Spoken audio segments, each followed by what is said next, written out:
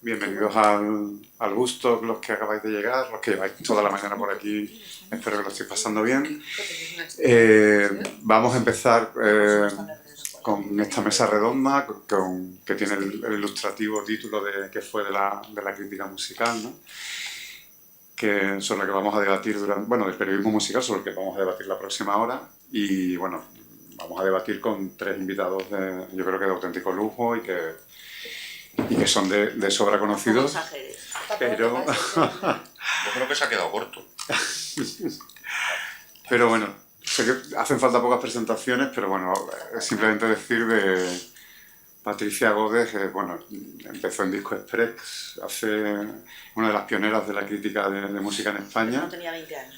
Yo creo que en esa época estaba tú y Sagrario Luna, poco más o menos, ¿no? Luna es después, pero antes estaba Berta, estaba Mercedes Arancibia, estaba Tina Blanco, Monse Domènech. Es una vez... En radio muchas, Lanchelito, porque claro, en radio La Voz. Y bueno, ha colaborado en Radio Nacional, en medios como El País, que, si no me equivoco, colaboras con El Diario y presentas un programa, Conversaciones con la Música, en M21 Radio, con entrevistas sobre la actualidad musical madrileña, con la historia musical sobre madrileña. La historia. Musical no, gracias. Actualidad no, gracias.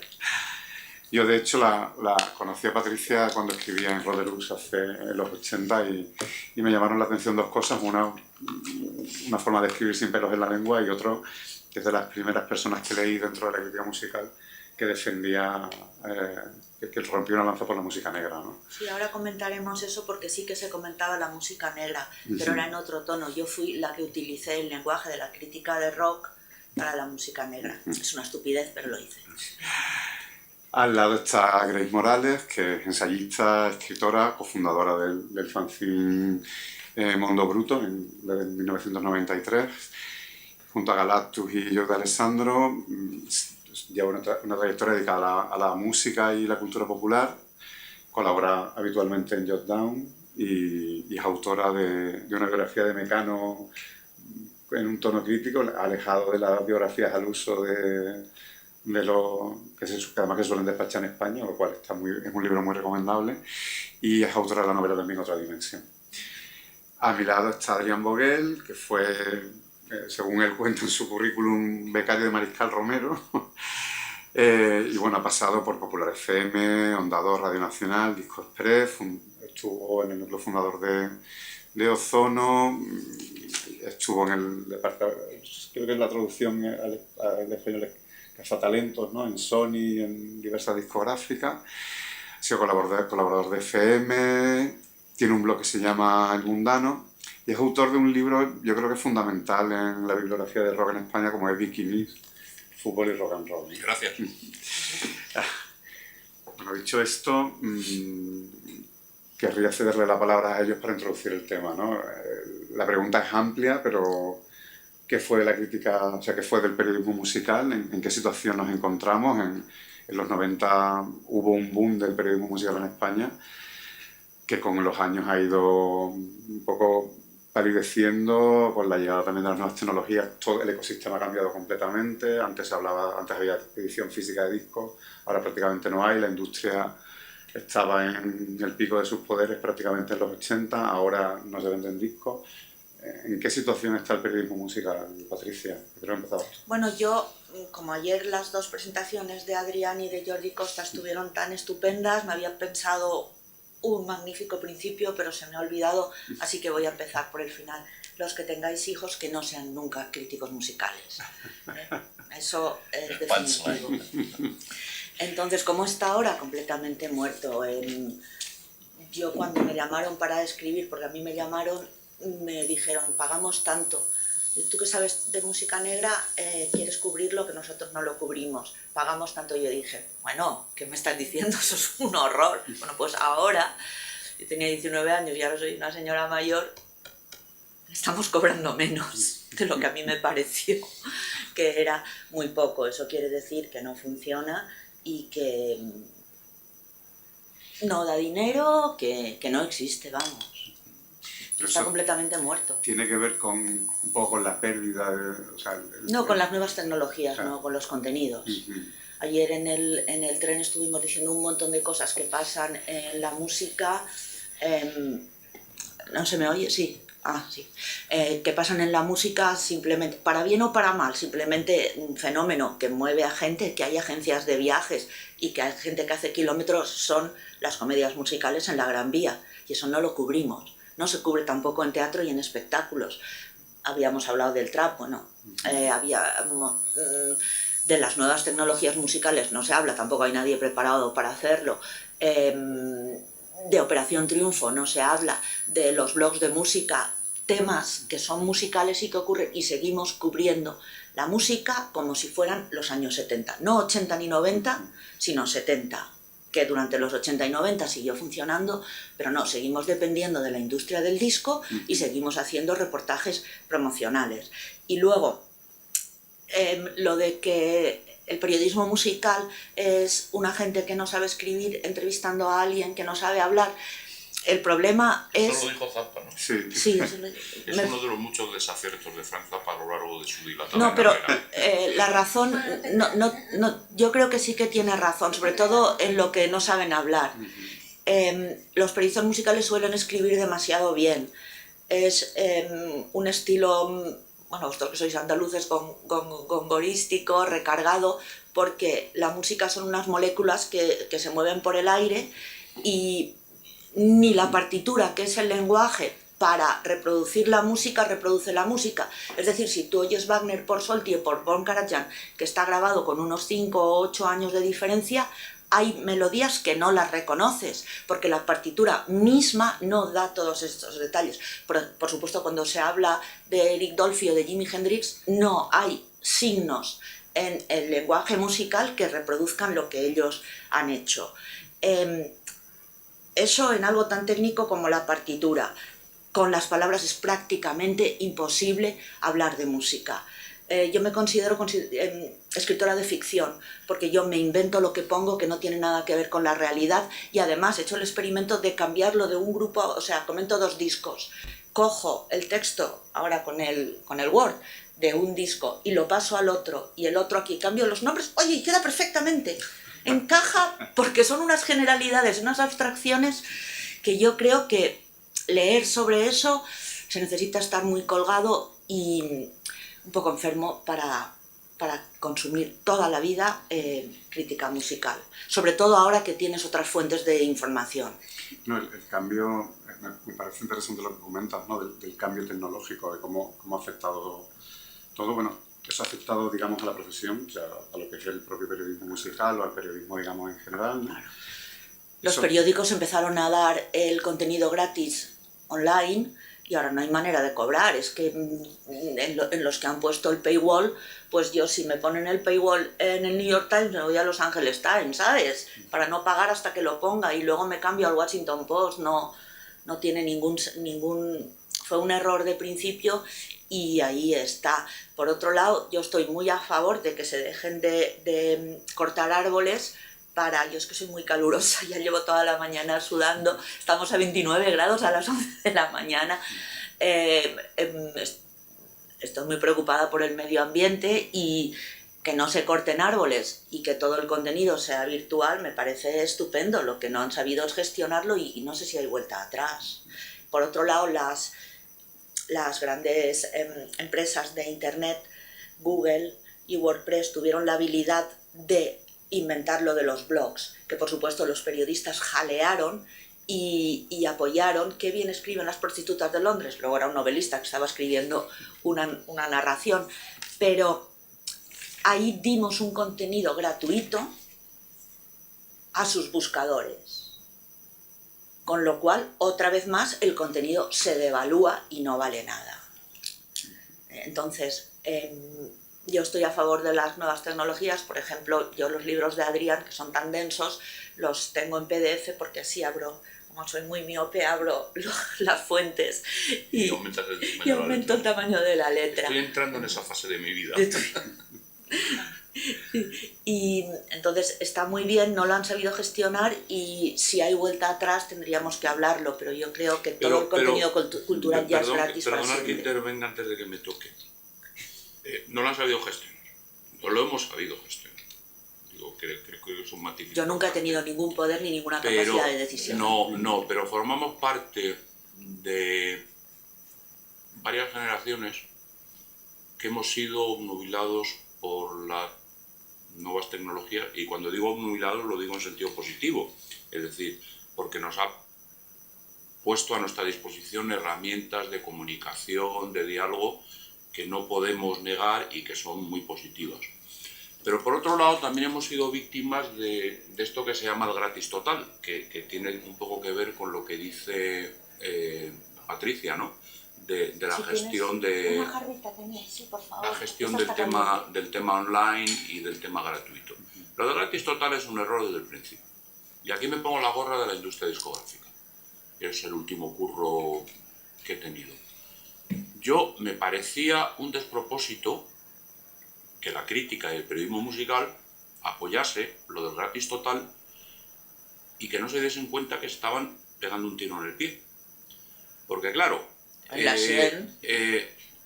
yo como consumidor de música desde que por lo menos tenía 7 años y ya tengo 62, siempre he necesitado filtros, es decir, que yo soy digamos, de la escuela antigua, ¿no? Pues necesito prescriptores, que se llama en las escuelas de negocios y de marketing. Tú encuentras 3, 4 gurús, entre comillas, que te filtren, te comenten, te recomienden música, artistas, estilos, conciertos, X. Bien, si yo ahora eso lo tengo gratis a través de los blogs que decía Patricia, a través de los colegas de Singapur, país en el que nunca he estado, pero tengo 12 amigos, es una cosa ya, como fenómeno, importante. Es inusual, no se ha ocurrido nunca en la historia de la humanidad tener amigos, porque había los pen pals que decían los ingleses, ¿no? Que era gente con la que mantenías unas correspondencias, el correo lo que tardaba, en fin, todas esas cosas.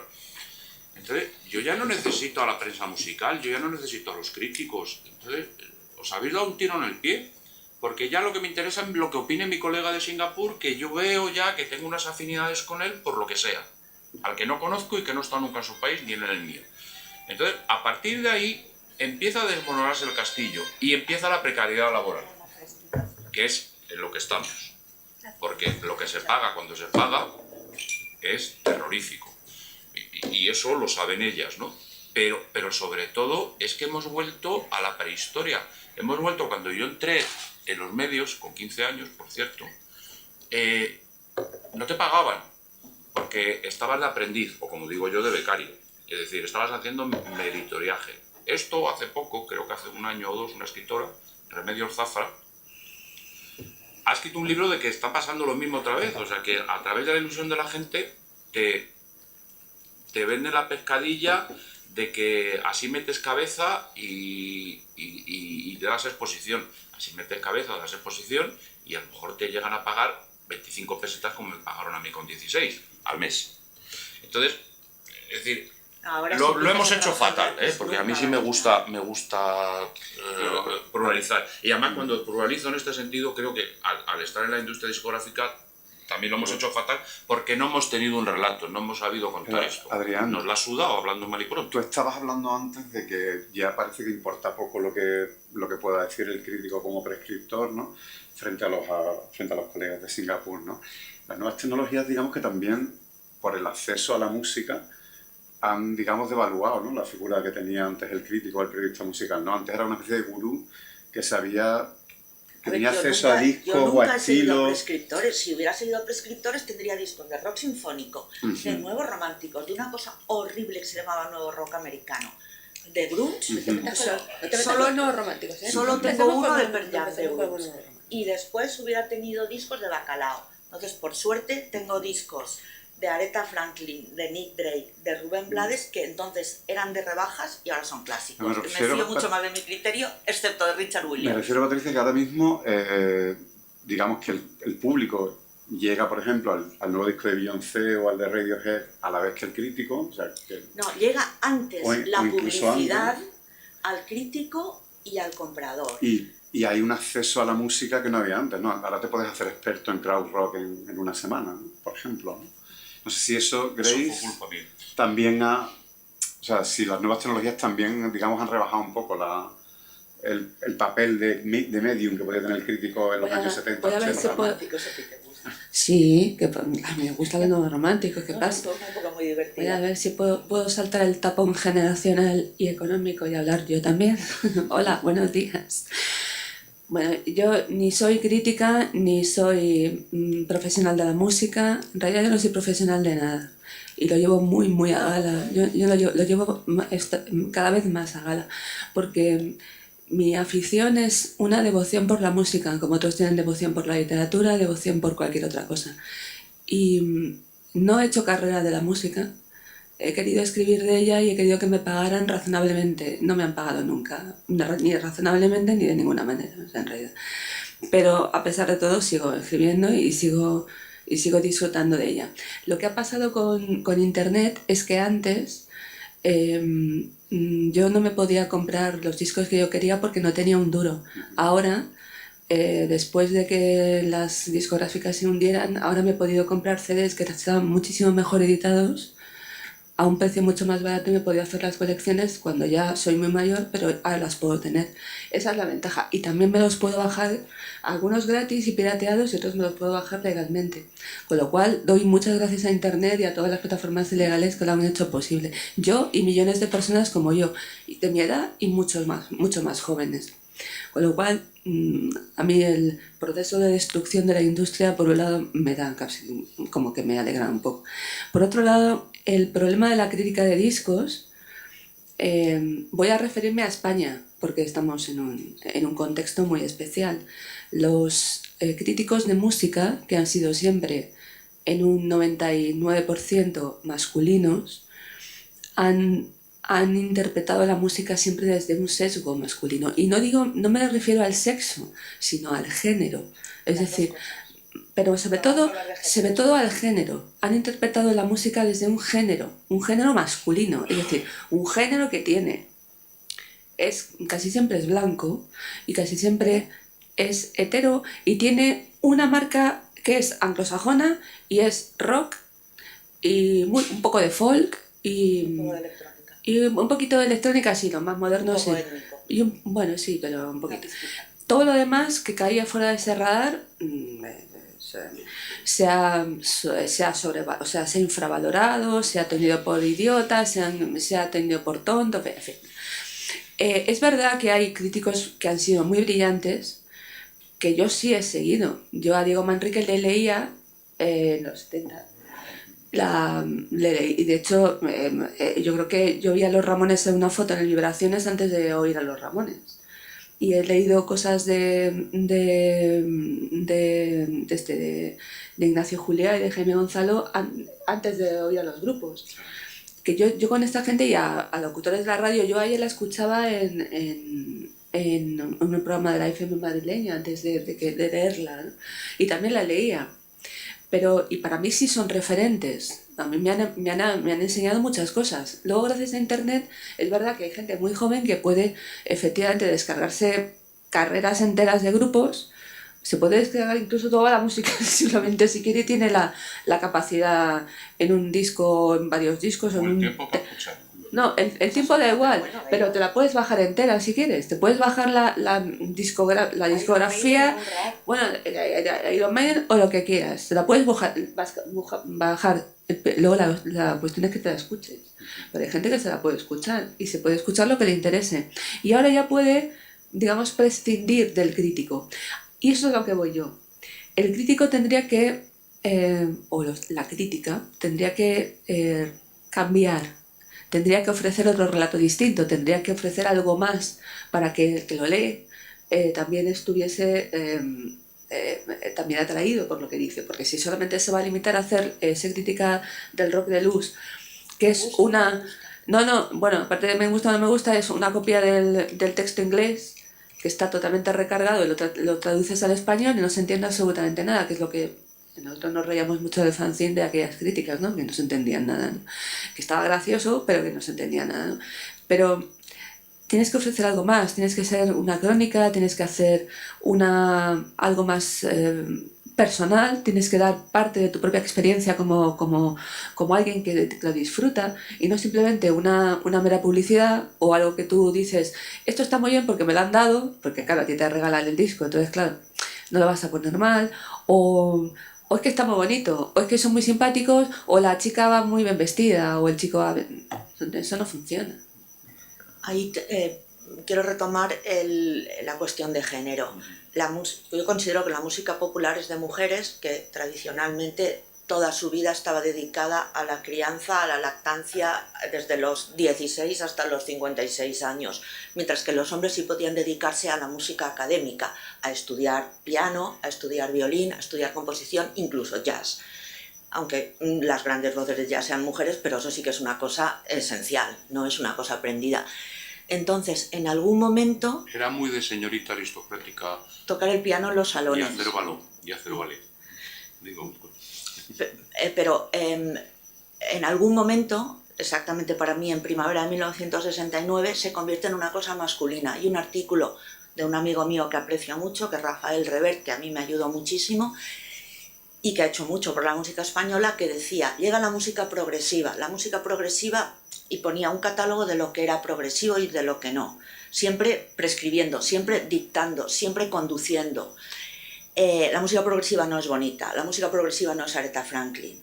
Entonces, mi hermano, que es un músico natural, de esos que de oído te sacan un piano de Mozart o cualquier cosa de estas, yo le saqué de debajo de la cama los discos de Aretha Franklin, porque sus amigos se reían. ¿Y eso por qué lo tienes ahí? Si son los mejores discos que tenemos. A mí me daba igual. Entonces, a partir de ahí hay una cosa de poder. Perdona que te interrumpa. En lo que dices de Aretha Franklin, la palabra operativa con la que se nos designaba a los que nos gustaba Aretha Franklin era hortera. Hortera. Pero eso también se aplicaba a los que nos gustaba la Creedence Clearwater Revival, que hoy está que es puro rock and roll. Como un grupazo. Sí. Entonces, quiero decir que estas cosas de ser hortera o no ser hortera, primero es muy español. No existe ningún otro idioma. O sea, pero es que sobre todo esos conceptos de que porque te gusta Aretha Franklin o la Creedence Clearwater Revival, por hablar de algo negro o algo blanco, yo no lo conozco en ningún otro país. Eso además no ha cambiado. Y tú tienes a Dani... aquí en España yo he oído que Elvis Presley es una mierda porque no sabía tocar la guitarra. O porque gustaba a las señoras. Eso no lo he oído yo en ningún país del mundo y además es mentira porque se sabía tocar la guitarra. Pero bueno, quiere decir que aquí de pronto nos hacemos, y perdón la expresión, unos pajas mentales. Yo he entrevistado a críticos, a Danny Fields, por ejemplo, a Neil Spencer, y estos, por ejemplo, Danny Fields, que era director artístico, el que fichó a los Doors, por ejemplo, tenía, igual que tenía Cream, tenía una revista de niñas, el Hit Parade era una de estas, le daba igual, porque no despreciaba. Aquí sí. Bueno, machismo es una palabra que en todos los idiomas, macho y machismo, se coge del castellano, incluso en catalán. Eso no lo sabía. Entonces, en francés, en italiano, en inglés, macho viene del castellano o del español. Entonces, esta idea, por ejemplo, mi madre era primer violín, mi madre tocaba Beethoven de memoria. Cuando yo digo, eso le gustaba a mi madre, siempre hay un maruja. No, perdona, mi madre os daba sopas con ondas de conocimientos musicales. Vamos.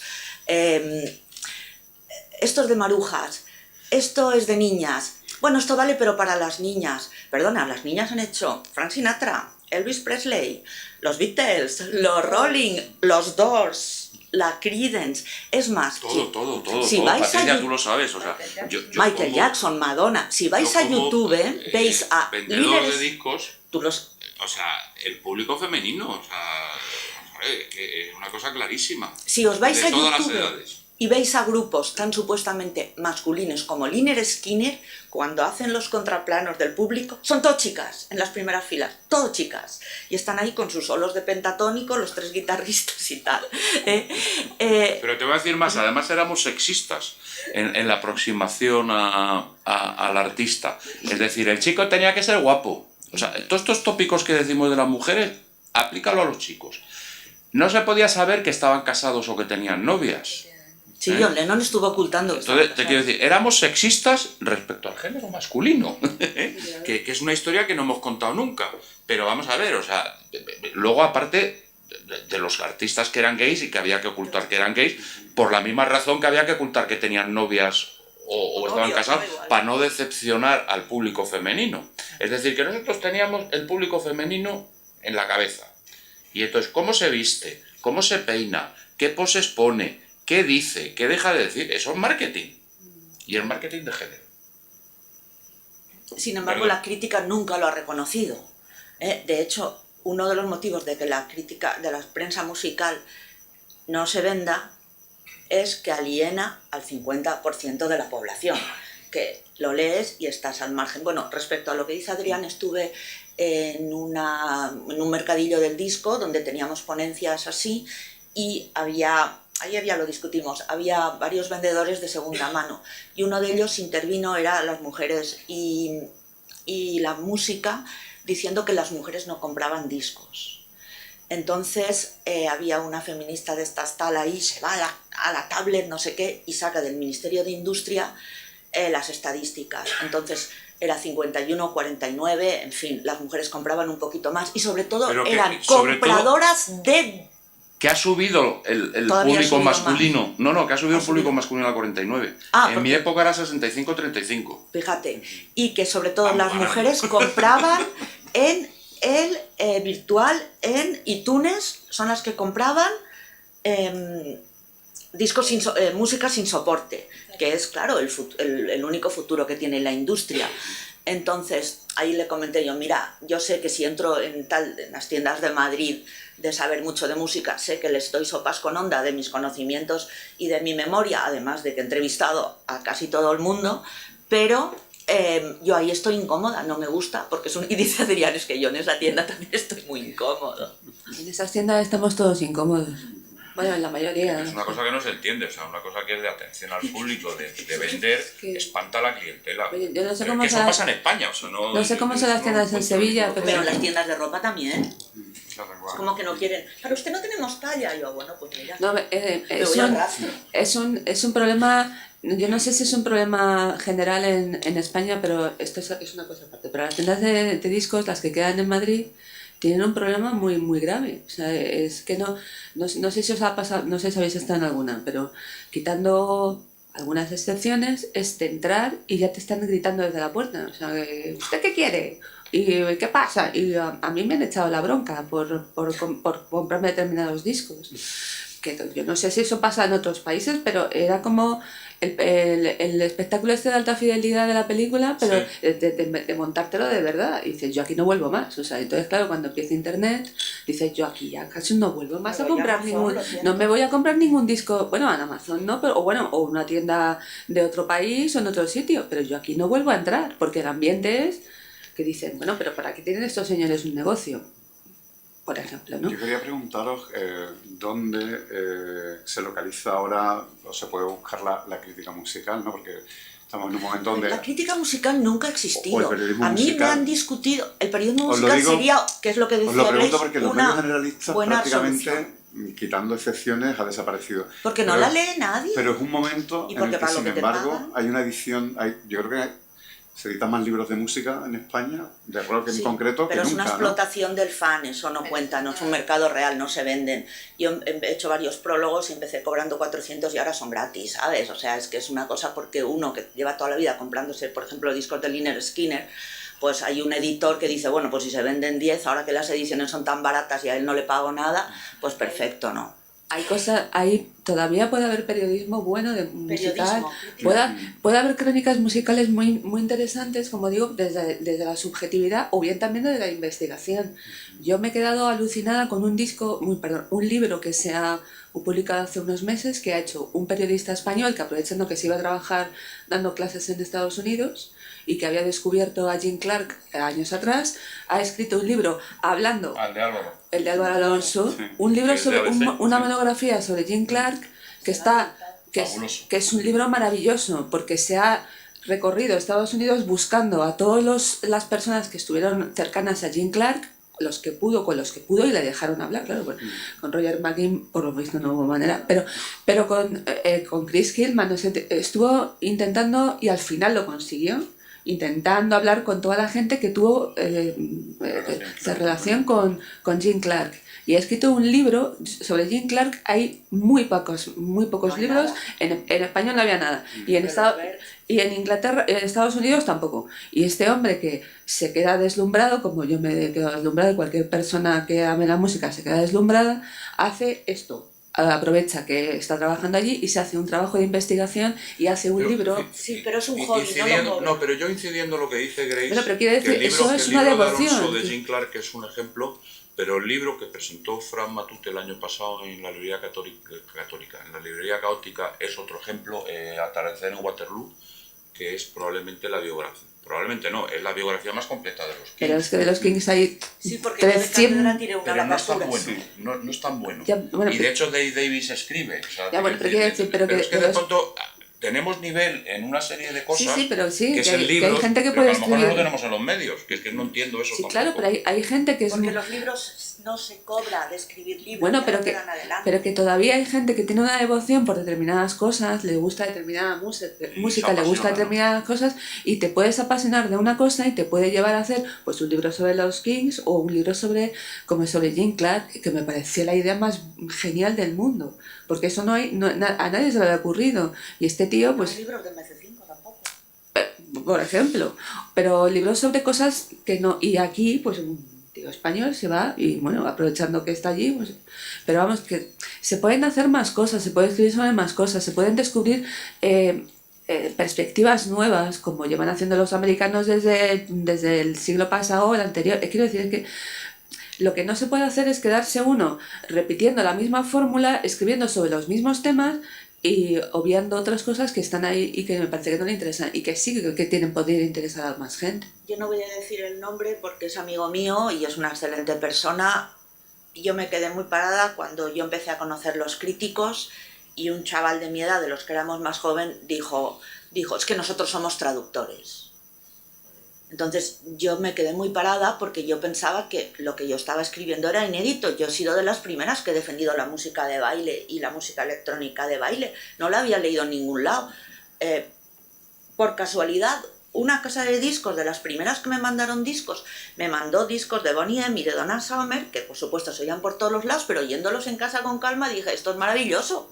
Simplemente, ¿sabes? Entonces, la otra cuestión es que nadie va a hacer caso de los críticos porque ellos se jactan de no saber la música. Entonces, ahora, con todo ese conocimiento que la chavalada y la gente mayor y la gente mediana tiene en internet, que Diego Manrique sea el primero que hizo una discografía de Creedence o de los Beach Boys o de los Kings no le importa a nadie, porque ellos mismos hacen clic y no solo la leen, sino que la tienen. Entonces, esa acumulación de conocimientos que en 1973 podía ser muy importante, ahora no tiene ningún valor. Cuando ellos me dicen, los críticos no sabemos de música, yo vengo de una familia de músicos. Aprendí a solfear antes de ir al colegio. No sé solfear, tengo muy poco oído. Hay una cassette por ahí que estábamos cantando mis primas, mi hermano y yo, las canciones de Mary Poppins, y entonces todos cantaban muy bien, y de repente, yo, qué bien canto. No, esa era mi prima, con una voz muy parecida a la mía, de niña de 8 o 9 años, y entro yo desafinando y todo eso. Aún así me he esforzado en aprender cómo se toca, bueno, yo había hecho un poquito de piano, cómo se toca la guitarra, cómo se toca el bajo, cómo funcionan los sintetizadores, cómo es un setup de escenario. Me he leído la armonía de Zamacois, que los que habéis estudiado música no sabéis eso, el tocho que... Bueno, si habéis estudiado música lo sabéis, etcétera. Estos se jactan, los críticos no sabemos de música, solamente aportamos que me sé la discografía de los Kings y que mi gusto por haber escrito una discografía de los Kings cuenta más que el tuyo, chaval de la calle, que eres una mierda, y ya chavala de la calle eres una idiota. No es el Entonces gusto, está acabado. que no es el gusto, es la autoridad. Es la autoridad, pero ellos lo único... Claro, se crea una situación de autoridad y imponen su gusto. Claro, bueno, pero Y es otra relación tribal, que es otro problema, que es lo que tú dices, cuando entras en una tienda de discos, si no llevas la camiseta que toca, no te quieren. Eres un pringao. Eres un enemigo, incluso. Entonces eso se ha jaleado mucho en la prensa, la guerra de tribus. Yo en las revistas de chicas he hecho un montón de reportajes de tribus urbanas. Yo siempre me lo tomaba a broma parodia de sociología, pero siempre me encargaban tribus urbanas, tribus urbanas. Tengo que decir que donde he hecho muy buen periodismo musical, relativamente bien pagado, sin contar con mi criterio, pero bueno, mi criterio nunca han contado ni en las revistas de rock ni en ningún lado, ha sido en el Gran Musical, en la revista de 40 principales. Íbamos, porque podíamos, las casas de disco nos pagaban un viaje con el grupo, entrábamos en camerinos, hablábamos con la gente, hablábamos con los técnicos y he hecho reportajes pagados. Por ejemplo, estuve aquí en la Expo con Celtas Cortos. Y te metes en el camerino, vas en el autobús, comentas cosas, mira qué instrumento... Y eran unos publi-reportajes muy buenos. Los de las revistas especializadas siguen siendo publi-reportajes. Lo de la prensa generalista ya, por supuesto, es puro marketing, es el último eslabón. Si consiguen meter en Vogue, si consiguen meter en Marie Claire o en el Dominical del País algo de música, es prácticamente automático un éxito. Y nosotros hacíamos, de verdad, un periodismo pagado, pero periodístico. ¿Qué margen entonces le queda al periodista musical Retirarse. dentro de toda esta maquinaria de marketing? Retirarse.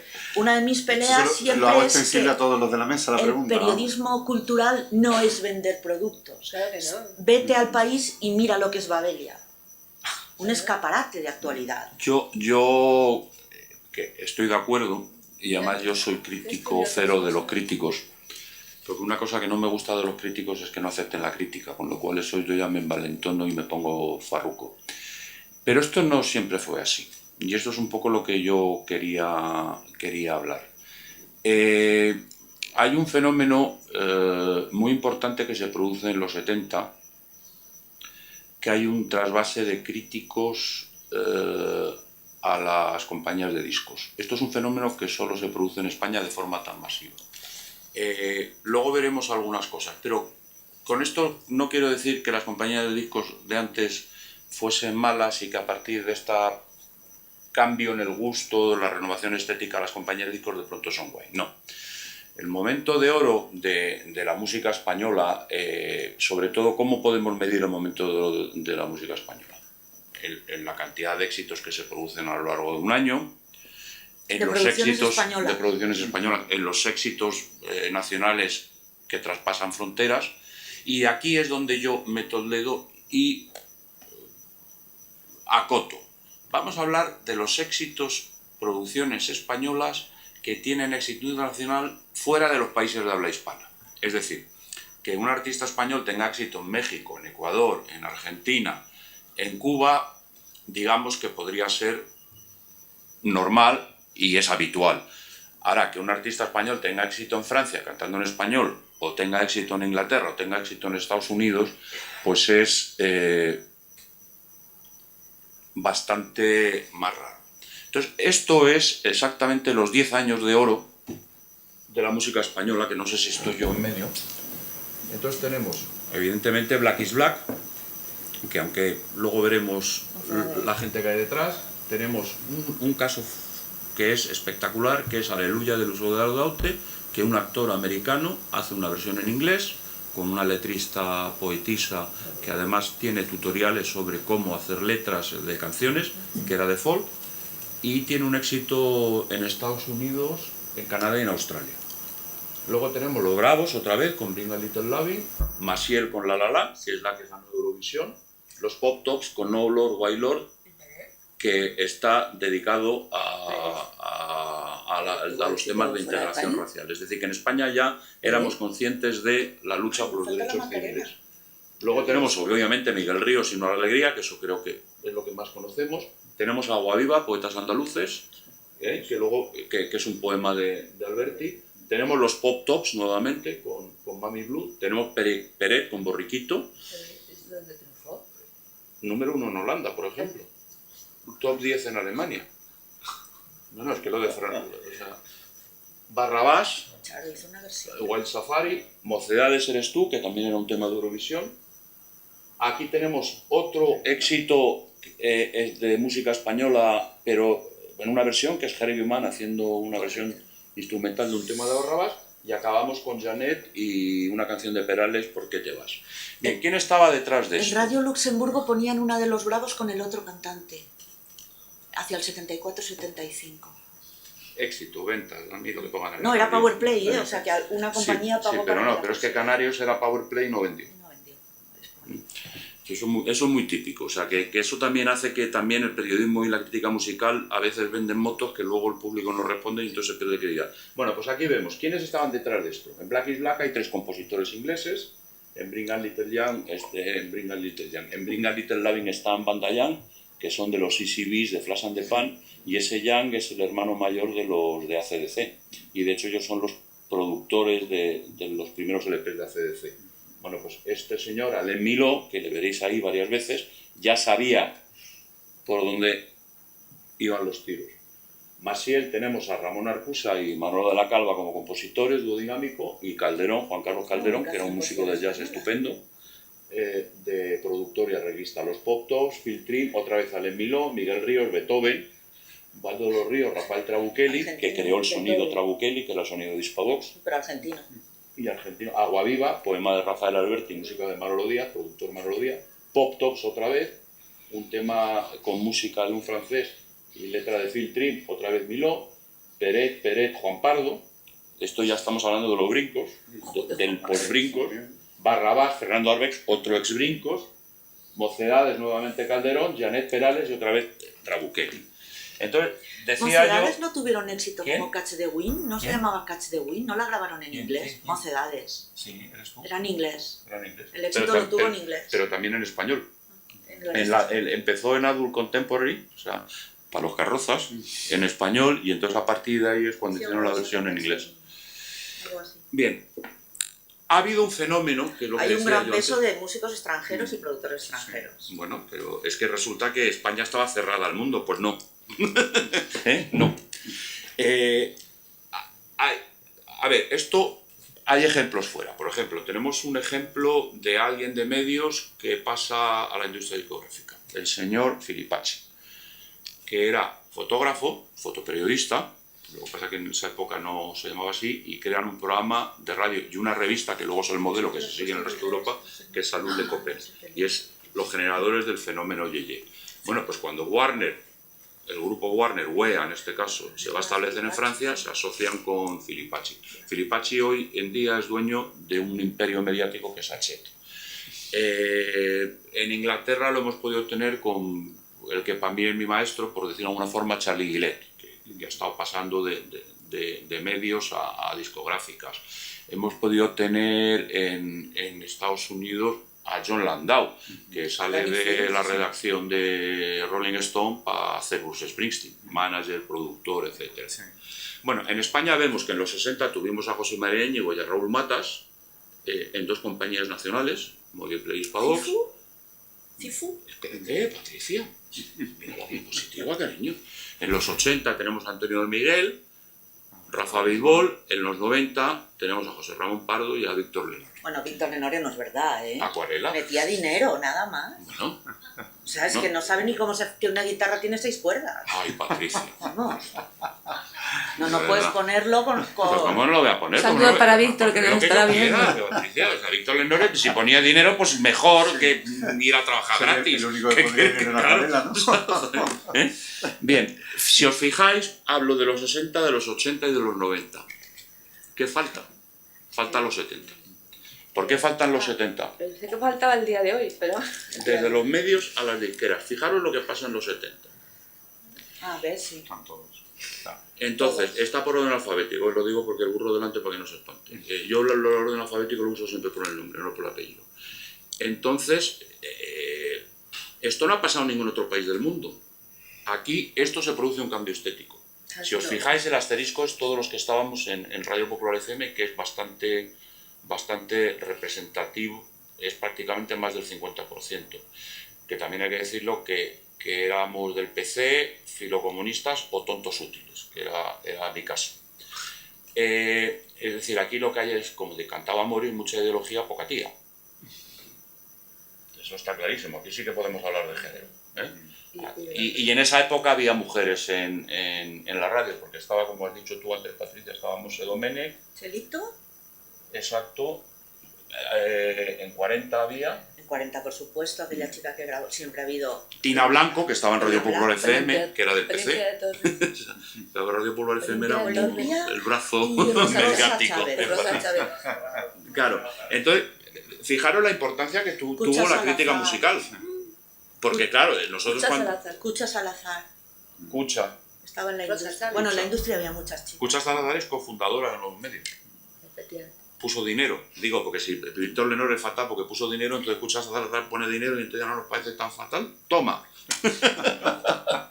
Ya, no puedes comparar nuevos medios No, pero sí, con Acuarela. ¿Ves la No, yo no lo comparo, pero te digo, pero que poner dinero es positivo. ¿No? Es colega de Víctor. Sí, ¿Qué yo es? era ¿Cómo? colega de Víctor hasta No, que que me... Adrián ¿Y es de colega, Cucha? de Víctor. Y Y Cucha, de Cucha, una gran y colegas persona. de Cucha. Bueno, lo que se ve, Adrián, fundamentalmente es como, bueno, parte de esta crítica Pero fíjate, ha o sea, modelado el sonido de no, los pero 70 mira, en pero España. fijaros Sí, yo sé lo que va. cambios en las industrias. Por ejemplo, hacia el final, Marino Goñi. Eso es el rock radical vasco. Claro. Eso va de Barricada a Cortatu, esos tres sellos. García Pelayo, por ejemplo. Claro, también, exacto. ¿no? Con el rock andaluz. Con el Con rock rock andaluz. ¿no? Moncho Alpuente, CFE, es Compañía Fonográfica Española, que es la última compañía discográfica que fundó Alain Miló, que le hemos visto antes, ¿no? Vicente Romero Chapa es rock urbano Sí. madrileño, ¿no? Chapuante, allí estaba también Vainica, con muchos puntos. No, Vainica era de acción, de la acción. era de Manolo Díaz. Ajá. Y luego ya fue de Pauta, que fue la respuesta de una multinacional Ariola, Agón, de Gonzalo, Sí. y Pauta lo dirige a Caballero Bonal. Y Gong ya lo hemos dicho, ¿no? Sí. Luego ¿Nuevos vemos medios? multinacional. Que Painica en los 80 estaban nuevos. Ya está, medio. sí, ya terminó los medios. Entonces, esto supone un cambio. Esto no se ha vuelto a producir.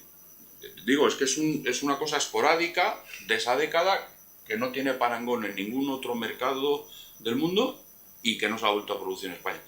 Pero eso implica el éxito y el peso y la fuerza que tenía el periodismo y la crítica musical.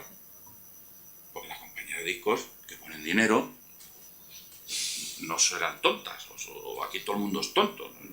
Es que son cosas que no puede ser. Entonces, ¿qué están buscando? Están buscando una nueva Antonio de estética. Miguel. Claro. Antonio Miguel estaba en la diapositiva anterior. Sí, sí, sí, claro, es que hay muchísimos. Claro. Estaban todos. Entonces, esto es lo que yo quería decir. Ha pasado también al revés.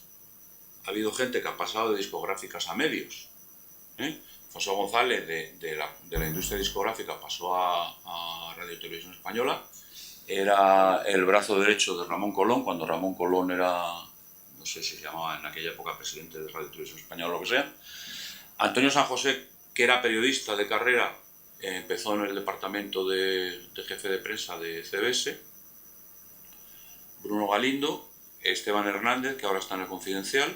Fernando Íñiguez. Ah, correcto, mira, me falta Fernando Íñiguez, Ah, correcto, correcto. Pero Fernando Íñiguez, porque también Todavía. era periodista como Antonio San José y Dariola, ¿no? Pasó, ahora está en el País, ¿no? Perfecto, pues lo voy a añadir. Fenomenal, gracias. Y Paco de la Fuente, que de la compañía de Miló, de Compañía Fonográfica Española, pasó a televisión y tú trabajaste con él, ¿no? En el programa de... No, nosotros, él era el director de musicales. Ah, O sea, indirectamente Y antes trabajaba. había hecho Programa. con Tena, Ángel Casas Y Diego, Diego. Programa, eso, no me salía el nombre. Y cuando yo entré en televisión, él estaba de director de musicales. Ah, Nos quedan unos 5 minutos para terminar la... No sé si es el momento de plantear alguna pregunta, si alguien del Es público... muy interesante eso de cómo Quisiera pasaban a la industria, para bien o plantear. para mal, claro. No, ahí se ve desde luego la influencia, ¿no? que tuvo para la industria todo este periodismo musical, ¿no? Bueno, ahora, vamos a ver, lo primero, yo soy un gran fan de los nuevos románticos, ¿vale? y de cuando van y vienen de toda la vida y tal. Entonces, bueno, estas cosas... Mi nuevo Claro, romántico pero me divierte yo- mucho, eso ya no Voy a tanto. intentar ser muy breve, ¿no? Como, en fin, desde los años 80, poseedor de 7.000 discos, varios miles de fanzines y revistas, uno llega a la perplejidad cuando se da cuenta de que los vecinos, tus colegas de trabajo, piensan que eso es una basura. y cuando ven en tu casa varios armarios llenos de, para mí, lo que son tesoros, yo en mis tiempos los 80 era también moda. Y los reflections, los fanzines musicales y demás, la gente se lo piensa, esto es una basura. Bueno, una vez que uno se acostumbra a interiorizar eso, es decir, de pasar a ser alguien interesante, peculiar, decía que ve el Manolo cuando uno era joven, qué es cosa, ahora de repente estés en friki y un medio tarado, que es lo que piensa más o menos de los que estamos en este mundillo. Bueno, yo he estado un poquito, antes de venir preparándome un poco cierta documentación. Entonces, la revista fue en 84. En el año 86, de un ejemplar de la época, reconoce que vendía 21.000 ejemplares. Vendía, no distribuía, vendía. No hay en España... No he oído el número de la revista. Sí, son 84, una revista de cómics muy famosa de los años 80. Vale. Sí, de cómics, de fantasía y ciencia ficción. Vale. Reconocía que me había quedado en una editorial, era un momento ya de crisis de lo que se llamaba el boom del cómic y demás, que vendía 21.000 ejemplares. No hay en España hoy en día una publicación periódica de género que sueñe en vender eso. Y tenemos 10 millones más de habitantes.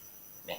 La editorial Ultramar, que editaba en los años 80 una colección de ciencia ficción muy interesante también, tiraba como mínimo de 5 a 10.000 ejemplares, según he leído también en entrevistas de la época. En Jotdown hace poco había una entrevista a los señores de Valdemar donde decían que la tirada media era de 1.000 a 2.000 ejemplares. ¿Vale? Y así podemos seguir. Es decir, que no es que la crítica musical haya sido algo extraordinario, es que ha habido un decaimiento generalizado de cualquier actuación cultural. Música, cine, lo que se quiera. Todo lo que se quiera. Entonces, un ejemplo más, no hay que singularizarlo en expreso. Cuando esta semana han salido los resultados de los coeficientes de inteligencia en Noruega que han bajado la última generación, claro. Es decir, que no hay que sorprenderse. Es un ejemplo más de lo que está sucediendo y simplemente podemos aceptarlo. Yo acepto, como se lo digo a mi señora, cualquier día modificada el testamento, cuando yo me muera, que me inmolen con mi colección de fanzines, libros y revistas musicales. En la finca de mi suegra, allí en el olivar. Y ya está. Funeraria bonita. Lo subiré yo al YouTube y ahí quedará para los restos. ¿Tú sabes cuál es el producto cultural de más éxito de la historia de España? El más vendido era una publicación impresa que llegó a sobrepasar el 1.000.000 de ejemplares. El boletín de Discoplay. Impresionante. Y eso era venta directa, venta por correo, llamémoslo H, ¿no? ¿Y qué ofrecían? Camisetas, chapas, discos, libros... Pero en ningún momento en la crisis estamos comentando uno de los graves problemas. La industria y los medios están vendiendo una música que no gusta a nadie. Han impuesto un gusto, han hecho todo converger. Los ídolos juveniles, Justin Bieber converge, no hace una música diferente para las chicas jóvenes como hacían los Osmond, como hacían etcétera. Todo es un solo tipo de música, muy sencilla, básicamente una sola nota. Muy sencilla. Muy sencilla. Y no tiene por qué gustarnos a todos. A mí el hip hop me encanta, no tiene, me harta un poco, pero lo he apoyado con mucho calor. No tiene por qué gustarnos a todos la misma música, y aquí se ha conducido el gusto a un solo producto. Cantantes, Celine Dion, cantantes melódicos, todo eso, Mariah Carey, todos los conducen al mismo gusto. Llamemos hip hop, llamemos reggaetón, a esa electrónica bailable, que un estilo de otro se diferencia en pequeños detalles de producción, porque partitura en mano es todo una sola nota, básicamente. Una unificación, ¿no? Era una pregunta más, ¿no? Hola, sí, bueno, nada, era porque me ha parecido muy interesante todo lo que habéis dicho también de la influencia de cuestiones de género en el discurso, porque bueno, yo el mundo de la crítica musical lo conozco únicamente pues como receptor y como lector, pero el mundo de la crítica de cine, que lo conozco más, vive un poco también este conflicto y esta crisis que me parece interesante, ¿no? O sea, que en la manera en que se configura un discurso crítico, en el caso de la crítica de cine, esa predominancia de una mirada masculina tiene que ver tanto en la institución de una serie de conceptos valorativos, ¿no? Y en los últimos tiempos pues ha empezado a cuestionar, o sea, hasta qué punto era una especie de herencia patriarcal en la figura de autor, o conceptos como el de obra maestra, por ejemplo, y también se representan una serie el modo en que el discurso crítico privilegia unos imaginarios sobre otros, ¿no? O sea, que la idea común de de buena película dentro de un concepto también un poco arbitrario, que es un patrón o un canon cinéfilo dominante, pues tiene que ver normalmente con pues eso, una película que sigue unos patrones de cine clásico, de transparencia, y que se pueda escribir a un imaginario claramente o marcadamente viril, ¿no? Por eso los westerns, determinadas películas de cine negro y todo eso configuran un canon y queda un poco externo lo más cercano a lo femenino o incluso a un gusto gay, como por ejemplo los musicales, los melodramas y estas cosas han sido sistemáticamente subestimadas. Pero creo que el que se haya planteado este debate, ahora mismo en el caso de la crítica de cine, sí que está enriqueciendo este tema. O sea, de repente están conviviendo textos o discursos que nos empiezan a parecer rancios con otros que de repente son frescos y ponen sobre la mesa cuestiones esenciales. O sea, no ha habido tantas mujeres críticas de cine en España, porque en tradiciones anglosajonas sí que han tenido más presencia, como hasta ahora, ¿no?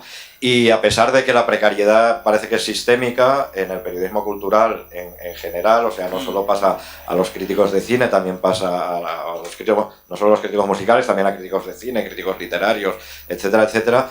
Al mismo tiempo, yo, como lector de crítica de cine, sí que creo que ahora mismo hay una abundancia de textos, de reflexiones y de debates bastante interesantes.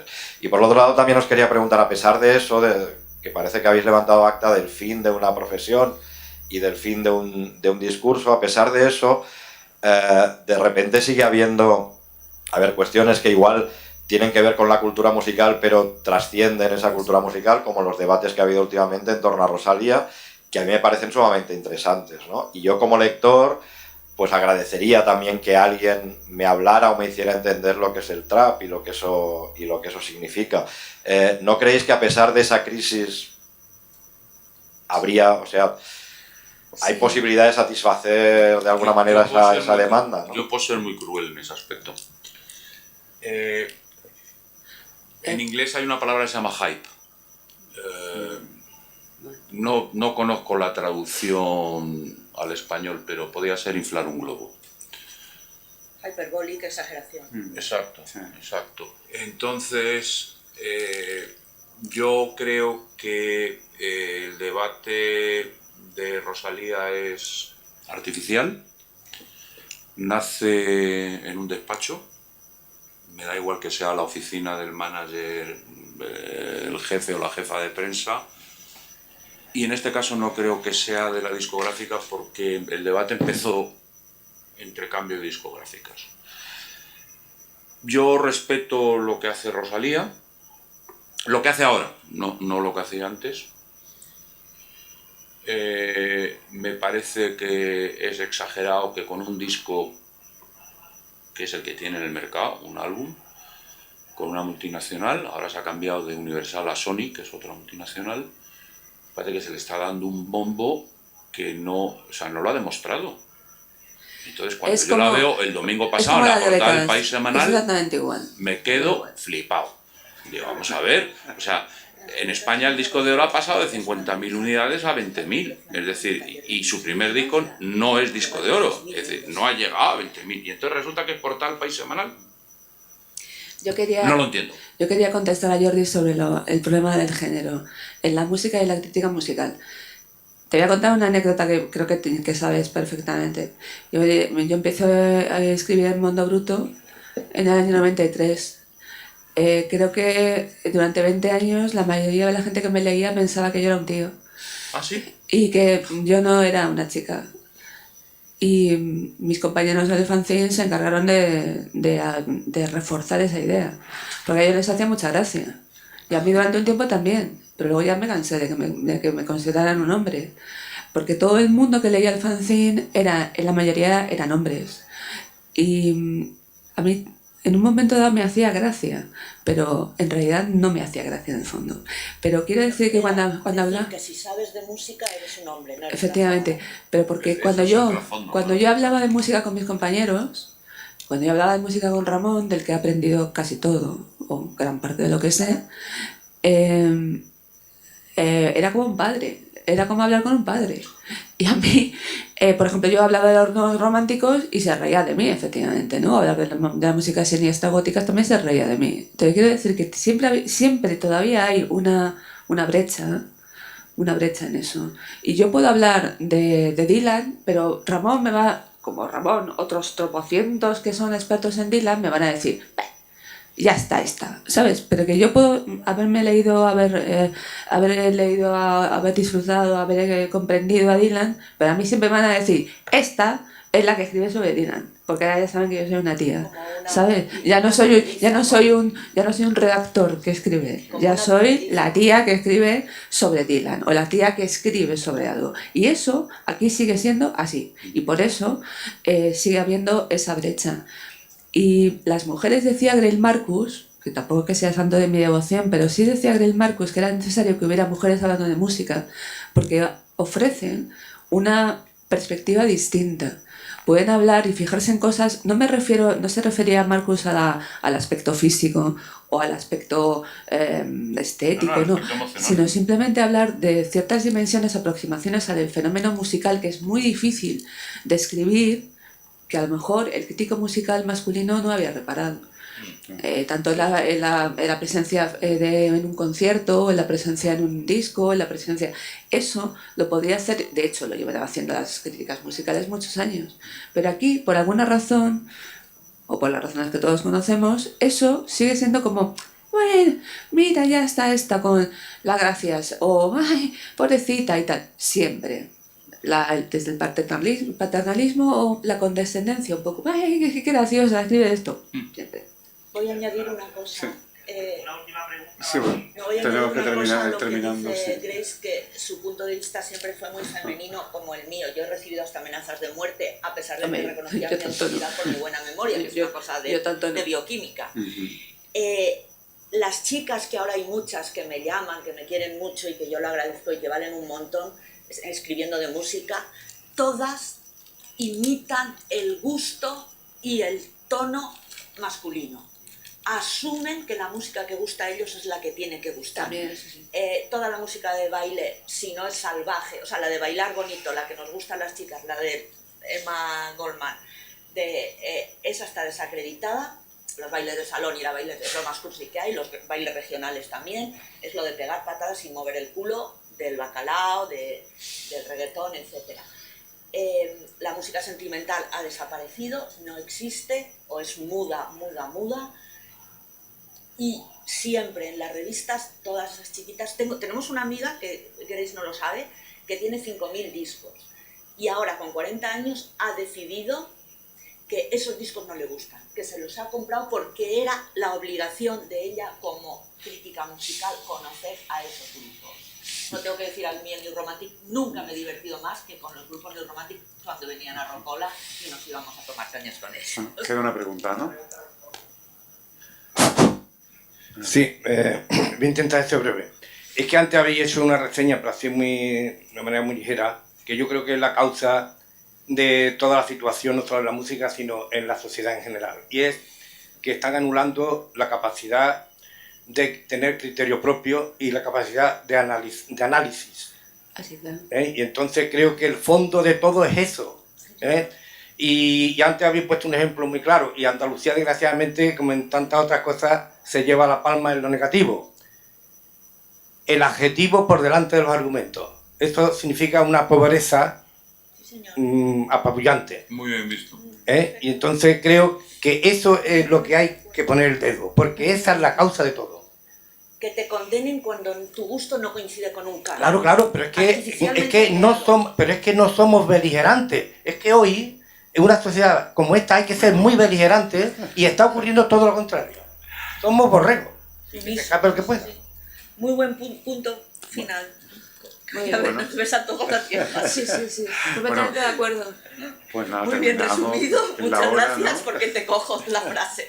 Bueno, muchísimas gracias, espero que Muchas gracias por Muchas haberme lo gracias. hayamos pasado bien y nada, hasta Gracias ahora. a vosotros por contar. Muchas gracias.